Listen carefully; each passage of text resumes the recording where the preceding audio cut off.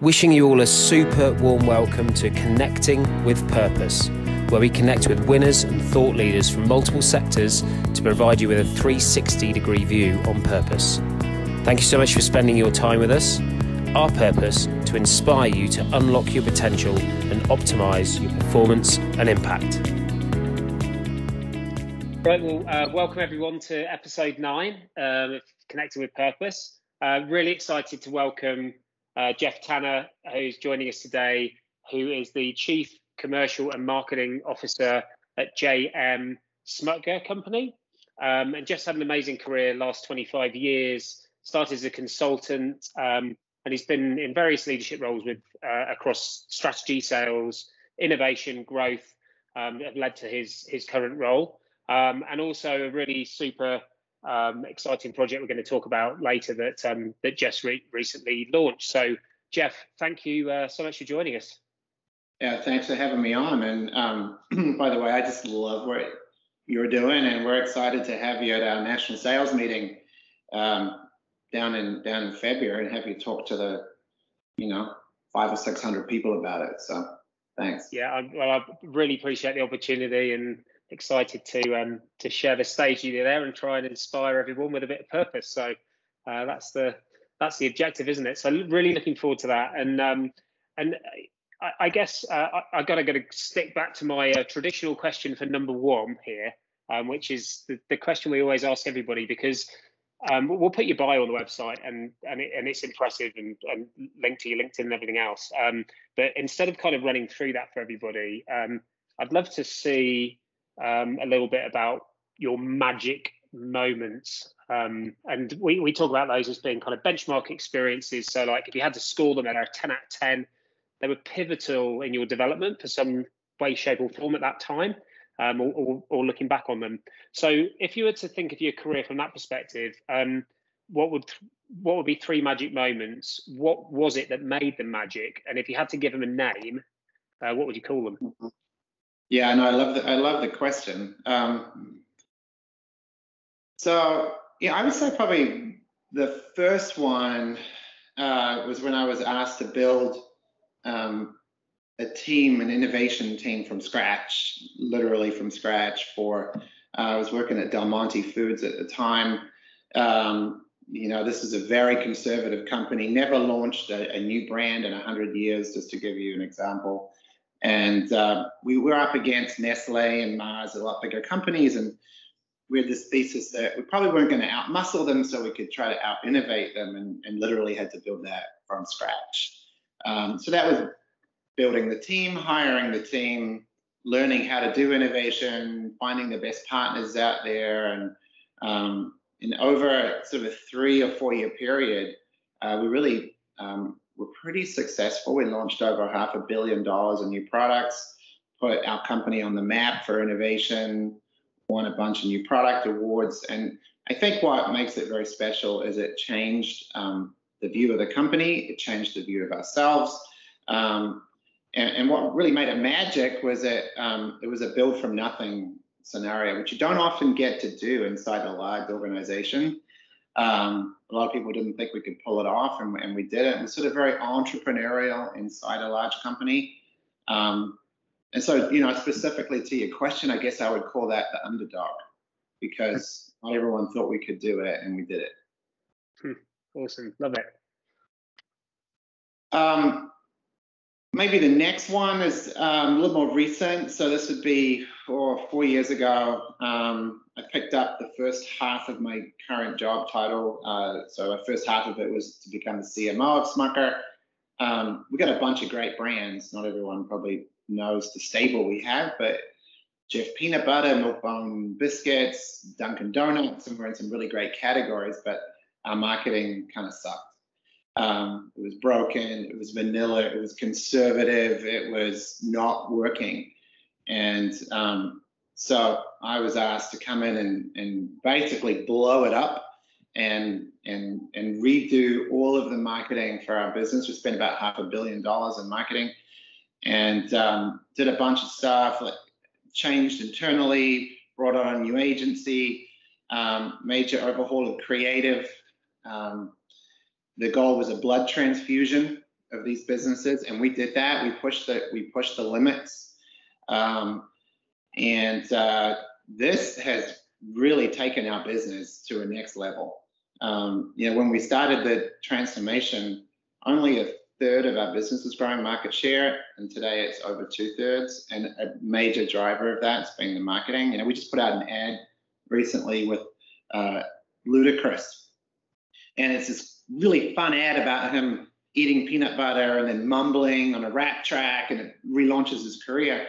We had over 6 billion views on TikTok. So it just I call that one, thought about that. I call that one fireworks, because we just went out there and we lit them, and we wanted to be big and bold and part of culture, and that's what we did. A lot of people weren't happy. A lot of the TV networks were a little nervous about some of what we put out there, but boy did that move the business. So that'd be the second one. And then much more recently, I picked up the second half of my responsibility, which is the Chief Commercial Officer, which is now responsible for the full commercial funnel, marketing and sales and a bunch of stuff in the middle. And when I took that, I stepped right into COVID. It was probably 6 months prior to COVID. And all of a sudden, the job became about making sure that the product's on the shelf. And it's pretty block and tackle at this point. Like, do you have trucks that can take it from one distribution center to another? What are your out of stocks? Right now, if you walk into a grocery store, 1 in every 5 products you look for is out of stock.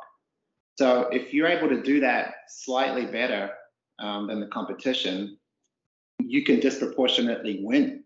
And again, it's not sexy. It's monitoring trucks, inventory levels, looking at data to try to predict them, but it's almost the complete opposite of the fireworks of marketing, right? So you're a rugby guy. I kind of call this one up the middle, because it's kind of hard yards, right? It's not sexy. It is hard yards up the middle, just to be in stock. But you do that better than anyone else, and you win. Love it. Well, I appreciate the analogy there. That was definitely the way I played. And never skillful enough with the pass or the sidestep, so just kind of had to track it up. No time for sidestepping. Yeah. Let me try every now and again. Well, I'm really interested actually just to dig into them a little bit more, because the first two, obviously, there's some similarities in that they're about building, improving, transforming. One from scratch, the other kind of reinventing, essentially, like you said, the blood transfusion. On those, what was the experience like for you? Is there some common elements from both of those that you kind of you get excited about, and they're the reason that they were kind of a magic moment for you? What was it about those two ones that appealed to you as a magic moment? I think it's because I had a vision for what it could be, and I think as a leader, that's your main job. And once you have that vision, and it doesn't have to be a zip code vision, more of a North Star on what this could be, then you just set about getting after that, enlisting support, getting the support of stakeholders, bringing on talent, etc. What made those two really magical is the vision. Actually, well, certainly the first two. Was pretty audacious. It was very audacious. I mean, to give you one example on the marketing, when we blood transfusion, my vision was that there's no reason why we can't be the best marketing company in North America. And let me tell you, like, if there were awards for some of the worst marketing, we would have won it. So this was a pretty big, like, this is like going from Division 4 to the Premiership, right? But I didn't see any reason why we couldn't. But to give you one example, I thought some of the best marketing, I still do, is always come out of Procter & Gamble, okay? And so I literally sent an email to their CMO. They're the largest advertising spender in the world, and said, hey, my name's Geoff, I work at Smucker, can I pick your brain? And he's like, I wasn't even expecting a return. I mean, you know, they're like $75 billion. We're like 7. But right away, he's like, come down. And so I flew down and I'm like, here's my vision. What do you, and, you know, we talked for a couple of hours and I went back. Like, with the vision and a little bit of audacity, and then you reach out for help, you know, people are going to help you. You can get there. I think what's most critical is a vision and then just a lot of persistence. And so as a leader, I 100% agree with the vision. I think you always got to start with that, and it's about convening people around it and creating energy behind it and building a support team and inspiring everyone to make it happen, and then actually making some progress, obviously. But you said, and I can't remember where I picked this up from, but you know, around unleashing passion and capabilities and just agility of your employees, and the creativity on a part of that journey to get them to start working together towards that vision. What are some ways you've been able to do that to kind of engage the employee base and really bring out the best in them so that they can help together move forward to that audacious vision? Yeah, I mean, I think that I used to work for a CEO who said that no one gets out of bed every day and wants to be average, or very few people do. I think most people get out of bed every day and they want to do something really meaningful. And I think as a leader, it's if you can harness that. And in the case of, you know, the examples, all 3 actually that I talked through, it is about saying we can be the best in the world, or we can be it's possible. And I think when people start believing in that, they will go to extraordinary lengths to get it there. If you can make sure that you're putting the resources in front of them. I think people do extraordinary things when they're reaching, right? When they're reaching. And I find that to be like, that's a little bit of my go-to. Like, yeah. And what I've found is that obviously you need to be balanced, right? But it's very inspiring if someone comes to you and says, we're going to be the very best here, the absolute best. Yeah. And obviously, as you said, it starts with belief. So yeah. It's sharing it in a way that inspires people to the extent that they're like, yeah, actually, we can do that. Yeah. And then, as long as you can keep people on track with that and support them, and they can support each other, they're going to, as long as you've got the right people, obviously in the right roles, they're going to go above and beyond to try to get there. Yeah, and I think it's tenacity. I know we're going to talk about it a little bit later, but you know, just a different example, a year and a bit ago, I just said, I want to launch a charity, and I would like it to be a nationwide charity. I've never done anything like that in my life. But I didn't start by saying, oh, I want to, you know, help this little group. You know, it was like, I want to do something big and meaningful, and I have belief that I can pull it off, and I have tenacity, and I'm going to get anyone and everyone who can help me, and we're going to get after it. I just feel like there's so much energy that creates. And yeah.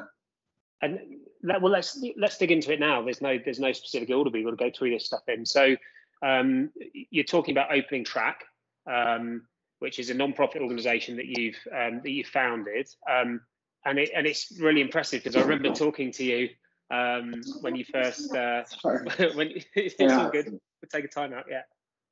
Hello. Hi there. Say hi, Mark. All right, I just got to do this. Sorry, Mum's on the Peloton. So Cindy. Yeah, that's good. That looks really good. Bye. Say bye. All good. Well, you're further ahead than I am, because look, that's my office door. So you can imagine how that goes. You're doing well. You got a newborn now, a little more less mobile. He's 2. He's asleep on the couch next door. So it's awesome. Yeah, you know, I used to live in fear of interruptions, and now I actually think they're like, people love them. So I'm like, almost sometimes when a meeting's going not so well, I want to push a button and be like, come in. Exactly. Just give a little bit of life, you know. refresher for everybody. Yeah. Okay, so let's go back into so Yeah. so yeah. So you're talking about opening track, and it's amazing really, because I remember it wasn't even that many months ago that we were talking about it, and you'd literally just sort of come up with a concept, sort of just taking it from concept to reality.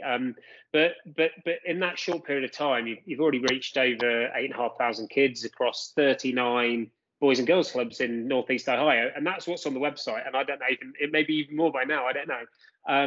But it's all about the power of music. So you're talking about tenacity. You're talking about doing something big and meaningful, getting people convened behind it. So tell us a little bit about opening track. Like, what's the vision for that, and how you get people to get involved with that as well? Yeah, I mean, we're still in the early stages, but yeah, about a year, it was sort of early COVID, that I kind of felt that I started asking myself some questions around what's leadership, and thinking that it must be more than just leading inside a company, that I have an obligation to do that, and it's so needed. And I think you see a lot of companies doing good, CSR initiatives. But my provocation to myself at the time was, shouldn't I be doing something as an individual? It might be connected to the company, but if individual leaders don't start also taking this on, as opposed to just letting it be led by the company and sort of either actively or passively supporting, I just feel like I'm not sure we're going to make the progress we need. And so this was just some thinking I was doing early COVID. It was around the George Floyd time, and I think a lot of people were. And I came across a statistic, which is where we live, which is Northeast Ohio, ranks #1 in the United States for child poverty, and it's absolutely a shocking and really saddening statistic. So I love kids, and I just sort of said, well, what could I do as an individual to help? I love music. I came across to the America and played rugby, and to me, but my first love is music, and I was like, well, how could I use that passion to help kids? And that led to me doing a lot of research into the power of music, and it's very beneficial. It's not learning an instrument. It helps with so many different things, cognitive skills, confidence, etc. And so I just had this idea about a year ago of this program that we could deliver to kids. As music and arts keeps getting stripped out of schools, could we supplement that? And then I got very fortunate. I was asked to join the board of the Boys and Girls Club here, and which is an absolute perfect partner to deliver that from. And I'm like, whoa, we have access to the kids here. It's clearly needed. Okay, so how do I do this in a way that's meaningful and impactful and big? And so I'm like, well, the Rock and Roll Hall of Fame's here. The Cleveland Symphony's ranked #10 in the world, top 10. We've got an incredible theater. So I just started calling the CEOs of these organizations and saying, I have this vision. Would you be willing to provide content and experiences? And they were like, we would love to. We just don't have the kids. So I was sort of connecting them with the kids. And then I went to Smucker, where I work, and I said, I need an investment grant from Smucker to get this off the ground. They very, very supportive. Then we started building out the program. We hired a team to deliver the program, which is getting delivered in the Boys and Girls Clubs. It's music to help deal with stress, and music programs to help with creativity. And in every club, for an hour a day, these kids are getting this experience. And then I sort of, once that is up and running, it's sort of looking back and say, how do I build this out, and how do I keep it going? And what's the one thing this project needs from me? And that's fundraising. And so I formed a band. We've been doing a lot of media to try to raise awareness and ultimately financial support for this, so we can continue to roll it out. But when I started out on the journey, it was as I look back, it was a bit audacious to say, all right, I'm going to form this charity and we're just, going to roll it out and we're going to impact all these kids in a really positive way. And I'm going to form a band. I'm going to write these songs and I'm going to find a record producer. But I guess the vision was audacious, and I just sort of kept reaching out and asking for help. And it was amazing how many people wanted to help. I mean, it's like I'm still stunned, and I guess I shouldn't be. I think sometimes people perhaps don't know what to do, and here was a program, but and that journey that was sort of about a year from having the idea to it now being executed. Yeah, that's amazing. And yeah, as you know, I come from that exact kind of background. Used rugby, which is one of my passions. Kids, similarly to yourself, as a vehicle for the same exact things.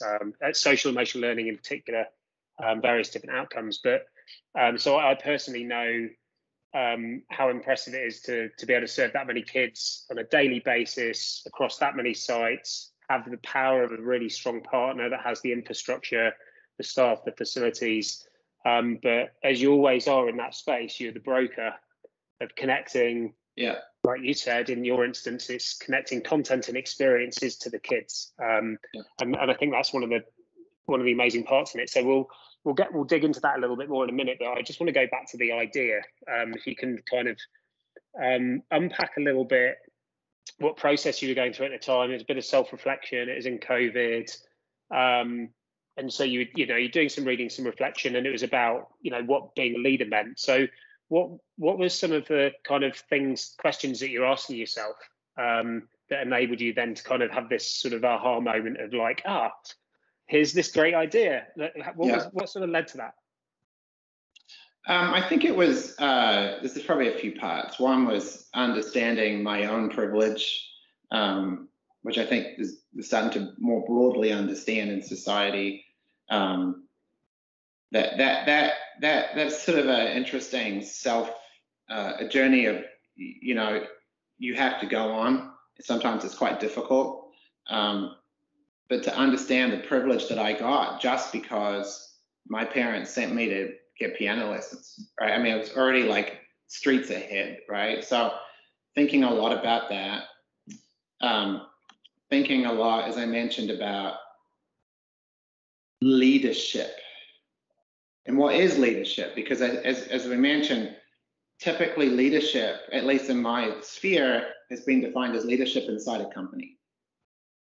And as I started to question that, found it very quickly was like, that's not enough.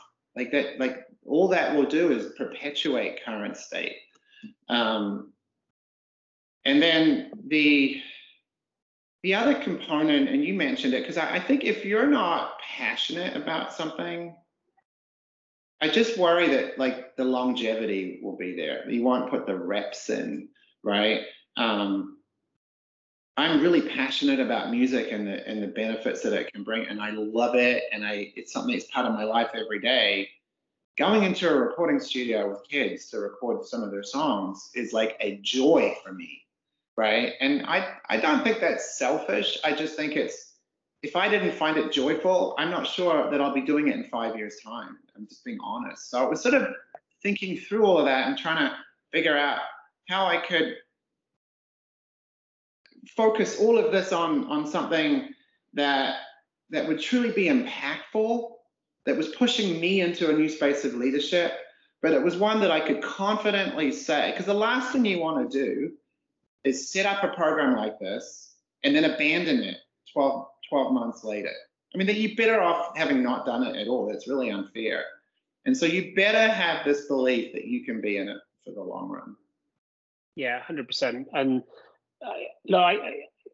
we're going to talk about it a little bit later in terms of how passion in our definition contributes to purpose, but it's the power of passion, the power of doing things you enjoy, which not always, but often are things that you happen to be good at as well. But even just doing stuff that you enjoy on a regular basis is what gives you the continued motivation, combined especially with I'm enjoying it and it's moving towards this vision, and I happen to also be good at it. And that energy is what helps kind of bring other people along for the ride. So I think it's just often overlooked as a nice, oh, well, yeah, of course it would be lovely if everyone had passion. Actually, fundamentally, people need to be able to experience that on a day-to-day basis in order to be at their best and not get burnt out. I agree. It's funny you said burned out. So I read a little book, Peter Drucker, it's a bunch of quotes, small articles, sorry. And one of them was like, what's your second act? Mm-hmm. And the idea of a second act really intrigues me, because Peter Drucker had said that people get into their first part of their careers and it goes great. And then it used to be that people left their jobs because they were just physically exhausted, and now they leave because they're bored. And he said that he had predicted that there'd be this surge of people coming sort of retirement into other passion projects, and it didn't happen. And so what he says in there is, you better start thinking about your second act during your first act. And that really struck a chord with me, because I think there's sometimes this misnomer that you work, and then you retire. But as I thought more about that, I started thinking a lot more around this idea that success can fuel significance, and they're not mutually exclusive. One doesn't have to end before another begins. The two can really be very sort of synergistic, right? And so I've really tried to lean in on that. And actually, I've come to think it through more and more, that the more successful I am in my day job, the more successful I'll be in this example with Opening Track. And so something that had at once seemed sort of different in different worlds has now, for me, come together. And I actually even taken it one step further in thinking that perhaps the more successful Opening Track is this going to keep me happier in my day job for longer, right? So it's just this is all kind of newish thinking with me, but it's certainly heading in that direction. Yeah, and I mean, I love the Peter Drucker quote, and that's actually a big part of what we do, actually, because purpose is really foundational. If you've gone through the hard work of discovering it and ensuring it's truly authentic to who you are and the impact that you want to have, and that it involves some of this passion and bring it to life, that actually, once you start to use that as a lens through which you look at the different areas of your life, and everything's based upon that, it doesn't have to be these different competing segments. You can find it in all of the segments. And that's kind of the beauty of it, whether it's 25-year-old wanting to make the most of the next 10 years, or whether it's a 45-year-old starting to think about, well, hang on, what's the next half look like? Because I've just been slogging away. It's funny you say 45, because in the Peter Drucker article, I don't know if you've read it, maybe you have, it says, you better have a bit of a sense by the time you turn 45. That's the age he picked. And I was 40, I'm like 47 now. I think I was 46 when I read it. As an example of what you were talking about, so I have dragged my kids with me on this Opening Track project, okay? Just as an example of how it's not compartmentalized. And they've come to the recording studio. My daughter has developed this, she started writing songs. They're meeting kids from the Boys and Girls Club that they wouldn't normally see. And so this idea that you can merge and bring together different parts of your life, it's certainly for me playing through. And even another, the fact that you're coming down to a national sales meeting to talk about purpose is fusing it back into the work, right? So I just think, the more holistic we can make this, I just think generally that the more successful, the more productive, and the happier we're going to be. Yeah, for sure. And I think it was the first Connecting with Purpose episode we did with Kevin Roberts, who's like just brilliant on purpose, right? Yeah. I called him one of the godfathers of purpose, but he's just like happy bunnies are productive bunnies, or basically just saying, look, if you want more happy bunnies in work, they're going to do better. It's just it's simple. It's so simple. It's actually not easy to do, but actually the approach in terms of the concepts is very simple. Now, I'm interested in some synergies, and you talked about this a little bit, between, if you like, stakeholder engagement in this massive commercial ecosystem that you have at Jonas Smucker versus stakeholder engagement with this relatively small but mighty and soon to be really big and impactful opening track project. And you talk about the power of one in your commercial role, but what have been some of the things that you've maybe seen as overlaps, as best practices that have been able to just get people to buy in? Like you said, ask for help, and people have been, yeah, absolutely. How does it compare in the commercial sector to the non-profit sector in your experience in both? Yeah, I mean, definitely the more people you talk about what you're trying, the more you share your opportunity or your vision, just the better off you're going to be. Like I gave you the example of Mark Pritchard, the Procter CMO. It was the same on opening track.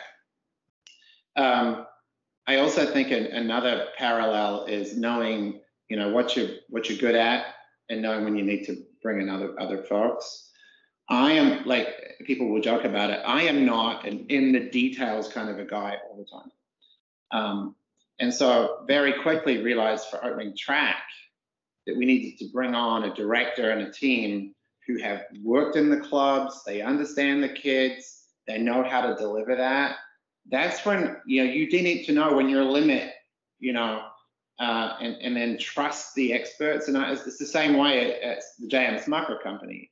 I've got some people in place that it's their job to make sure it operates and wire it up day to day, and making sure that happens. And particularly in a space that is very new. I mean, to think that I could design exactly how this program and opening track would be delivered in an environment where frankly I hadn't set foot in, up until recently, would be very naive. So there's a parallel. I also think another parallel is celebrating the wins early and often. As with anything you start up, it's going to stumble. It just but nothing gets off the ground without challenges, and just celebrating those wins is absolutely critical. And then maybe lastly, shining a light on the people that are really making it happen has the benefits twofold. I think one is obviously it's helpful motivation for them, but when other people see you do that, they start to understand, like, okay, so this is what really matters. So I always think that a big part of my job is to shine the light on the people that are making it happen. And it sends a signal, like this is what's really important and valued. So those would be some parallels. Yeah, and I think that last one in particular combined a little bit with the previous, so the celebrating the wins and then shining light on the people that are making a really positive contribution, making an impact, making a difference. Regardless of what sector you're in, regardless of what your organisation or team is, are pretty critical. And the current research has come out, and it's just all pretty recent stuff from McKinsey, but I think now the second biggest reason people are leaving their roles in work is because they feel their contribution isn't valued. Yeah. Now, so if you were to celebrate the small wins that people were doing and to shine a light on the success and thank them for their impact, and they can see how it fit and contributed to that big vision, again, it's simple, but it's not done. And a lot of the work we do with companies, it's amazing how many times just the request for feedback comes up. Yeah. And not just feedback tied to results, but feedback tied to contribution and to impact and how that people interact with the team and so on and so forth. So So I appreciate you sharing those, and clearly there's some good synergies there. So as we sort of fast forward a little bit, thinking about impact, and this is a big part of what you were sort of reflecting on as a leader, we look at impact on this sort of me, we, world level, because it helps people just understand that impact doesn't have to be about global warming. It can be on the world level, if you like. But there's a piece to how you're going to positively impact yourself and what that looks like in 10 years' time, what you'd be really proud of having achieved for yourself. On the people you surround yourself with, the we, and then on the world level. When you start thinking about that from an executive, from a senior leader in a business perspective, I guess two questions. One, what would be your guess in a typical, as a percentage of senior business leaders that are very successful in their own right, that maybe have a good handle on the impact that they'd like to deliver? And then the second part to that question is, feel like a lens like that actually is a helpful way for leaders to be addressing this, and that it actually can be a game changer for them and for their businesses? Yeah, it's a really interesting question. Look, it's hard to put a number on it, but I would say less than 10%. One of the things that's always shocked me is when I see people retire, or I've seen a lot of people who've made a lot of money selling a business or whatever, and I ask them what they're going to do next, and they don't have an answer. And I've always found that to be really surprising, because they're really smart people, and they've had these tremendous careers, and you say, what are you going to do next? They're like, oh, I don't know. And then I think it's unfortunate and sad that many of them just go and play golf. And I know that's kind of harsh, but I just think the world, they have the opportunity to do so much good in the world, and they haven't thought about it. And I always found it kind of shocking. Some of the greatest business minds are strategic, and they haven't thought about it. And I've always thought that was really odd, which is why I would suggest that, to answer your question directly, I think it's less than 10%. And I think a lot of people, when you probe a bit, they think the answer is writing checks. And that's not the answer. It's a part of the answer, but it's sad, I think. So I think that's why I think you're onto something here. That because part of it is difficult, right? I mean, this is not easy what you are working through with people. I know the work you've done with one of my sales leads. Like, it's hard stuff, right? You don't just read a book and just there's the answer. You have to grind through it. So I think it's hard, but and that's why the numbers are really low. But this is what the world needs. This is what individuals need. We all need this, and so I love what you're doing, because I think it's come about at the absolute right time. Yeah, well, no, I appreciate that, and I think it all starts with a question, right? It just starts with asking yourself the question and doing a bit of reflection on it, and spending the time on it, because it is hard. But the reward that comes off the back of it, just think of the energy that this has given you, as you said, across different areas of your life, from doing that reflection. And look, hopefully this is some of the good stuff that comes out of COVID, that people are reflecting more. So as long as they're being intentional about that and what they want to do about it going forward, then that's that. By the way, on that point, I remember early on in COVID, and if you ask my wife, she'll tell me I'm a little bit too intentional at times, but I remember when COVID happened and it became clear it wasn't a 3-week thing, it was likely to be not this long, but I literally remember telling her, I do not want to look back on COVID and say, boy, did I miss an opportunity to rethink some things about my life or what I'm doing. I'm like, this has been a terrible tragedy. It's also been a gift. And I remember saying to her early on, like, I don't want to squander that. What'd you do during COVID? I watched Netflix. Good on you, right? That was like not what I wanted to happen. So it was very intentional. Yeah, No, and that comes back to the vision, right? It's just being intentional on the vision, being intentional on the impact that you want to have on those 3 levels, and getting other people energized around it. And so that kind of nicely tees up our last question. We always start and end with the same 2 questions, which is, this is the PurposeFused formula. So just simplifying purpose into passion plus application plus impact. So if you have a purpose statement, you're welcome to share that. The question specifically, though, would be to unpack it and say, in 1 word or 1 sentence, what is it you're passionate about? In 1 word or 1 sentence, how have you been able to apply that? And in 1 word or 1 sentence, what's the impact? That's good. So as part of, I think I mentioned, as part of the opening track, driving awareness, I formed a band and put out an album. Really proud of it. And there's 2 songs on there. We made music videos and driving donations, and but there's 2, because I thought about the question. There's 2 songs in there, and there's a line from each song that capture it for me. The first line is, "We can change the world if we change one life." So that's a line from the song.